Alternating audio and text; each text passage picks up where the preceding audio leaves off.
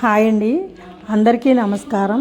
ఈరోజు చిట్టి కాకరకాయలతో సింపుల్గా ఫ్రై ఎలా చేయాలో చూద్దాం. ముందుగా స్టవ్ వెలిగించి మూకుడు పెట్టుకుని కొంచెం నూనె వేసుకోవాలి. ఈలోగా ఈ చిట్టి కాకరకాయలను శుభ్రంగా కడుక్కుని ఇలా చూపిస్తున్న విధంగా 4 ముక్కల కింద కోసుకోవాలి. ఇప్పుడు వీటిని నూనెలో వేసి మీడియం ఫ్లేమ్లో వేయించుకోవాలి. ఇవి చాలా తొందరగా తక్కువ నూనెతోనే వేగిపోతాయండి. ఒకవేళ కనుక ఎక్కువ నూనె అయితే కనుక ఆ ఆయిల్ని పక్కకు తీసేసుకోవాలి.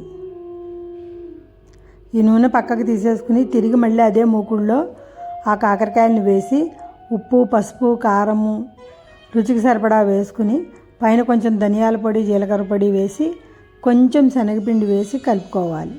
అంతే, ఎంతో రుచికరమైన ఆరోగ్యమైన అల్లం వెల్లుల్లి ఉల్లిపాయ లేనటువంటి కాకరకాయ వేపుడు తయారు.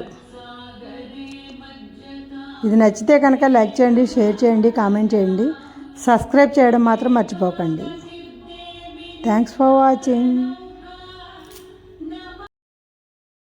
ఈ చిట్టి కాకరకాయల వేపుడు మీరు కూడా తయారు చేసి ఎలా ఉందో చెప్పండి.